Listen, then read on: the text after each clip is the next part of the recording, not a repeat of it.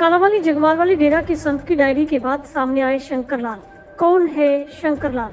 शंकरलाल ने बताया कि कौन होगा डेरे का सरताज। डेरे की परंपरा के मुताबिक शंकरलाल के साथ मिलकर पंचायतों ने दी पगड़ी।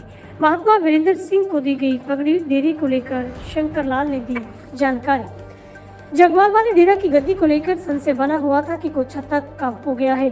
संत वकील साहब की लाल डायरी के बाद संत वकील साहब के भाई शंकरलाल ने डेरे को लेकर कई राज खोले हैं।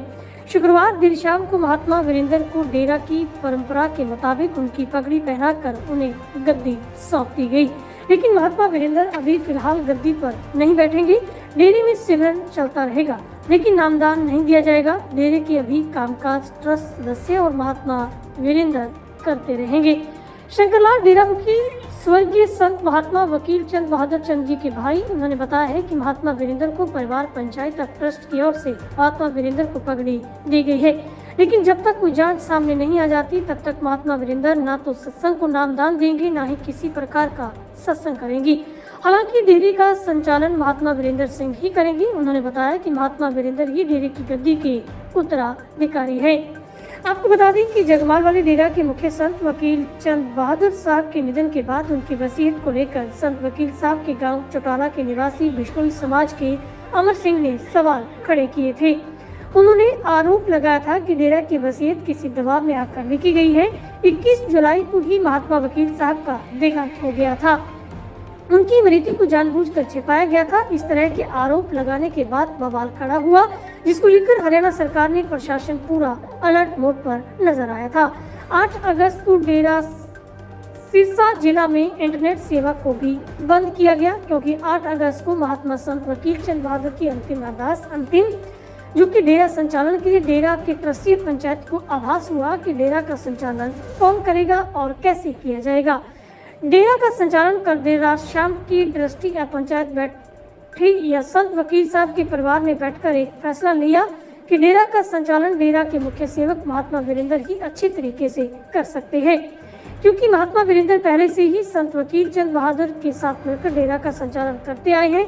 इसको लेकर पंचायत परिवार एवं ट्रस्ट के लोगों ने फैसला लिया कि महात्मा वीरेंद्र को ही पगड़ी पहनाकर डेरा संचालन की डोर उनके हाथों में दे दी जाए। हालांकि पंचायत परिवार एवं ट्रस्ट के लोगों द्वारा डेरा संचालन के लिए महात्मा वीरेंद्र को डेरे की कमान तो दे दी गई, लेकिन महात्मा वीरेंद्र फिर वही बात पर नजर आ रहे हैं कि उनका कहना है कि जब तक पूरी सच्चाई सामने नहीं आ जाती तब तक वह न तो किसी प्रकार का सत्संग करेंगी, न ही नामदान देंगी। संत वकील साहब की जो मुख्य गद्दी थी उसके सामने नीचे बैठकर भजन सिमरन करेंगी और डेरे का संचालन। जो डेरा कमेटी का फैसला जी, बाबा जी के परिवार का फैसला जी, बाबा जी का फैसला असी पंचायत ਉਹਦੇ ਨਾਲ सहमत हैं। संगत की जो पगड़ी बांधते हैं उसके हिसाब से मैंने उसको पगड़ी का बांधा था और बाकी वह सभी ने उन पर पगड़ी को हाथ रखे, सभी ने अपनी सहमति दिखाई। परिवार के लोग, पंचायत के लोग, ट्रस्ट के लोग सभी मौजूद थे। सभी ने इसको नामदान तो महात्मा जी नहीं देंगे, लेकिन बात आती है दर्शनों की। अगर संगत दर्शन करना चाहती है तो महात्मा की ओर से दर्शन तो देने का सिलसिला है वो जारी रहेगा। संत के रूप में ऐसा नहीं करेंगे जब तक, चलो एक भगत के रूप में, मुख्य सेवक के रूप में जिस तरह वो काम करते थे, यानी संगत उनसे मिलती रहेगी। उनसे संगत मिलती रहेगी तो एक सेवक के रूप में ही करेगी। और जो डेरे की जो मैनेजमेंट है वो किस तरह से काम करेगी? डेरे की मैनेजमेंट उसी तरह से काम करती रहेगी जो पहले चलता रहेगा। तो महात्मा जो वीरेंद्र जी हैं वो ट्रस्ट के अधीन ही काम करेंगे? हाँ जी, ट्रस्ट के अधीन काम। डेरे की परंपरा के मुताबिक ही डेरे की गद्दी को खाली नहीं छोड़ा जा सकता।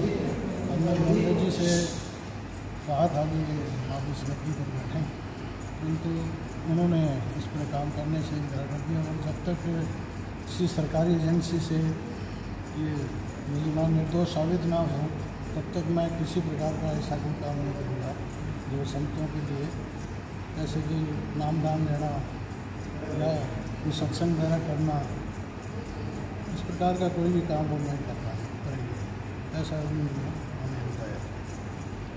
बात चला उसका क्या उचित समाधान किस तरह से आप जैसा ये जो सरकारी एजेंसियों से अगर वो जांच करवाते हैं और उसके मुताबिक अगर वो उसको वो समझते हैं कि ये उनका कोई कसूर नहीं है, तो उसी हिसाब से फिर बाद में ये सारी प्रक्रिया पूरी की जाएगी।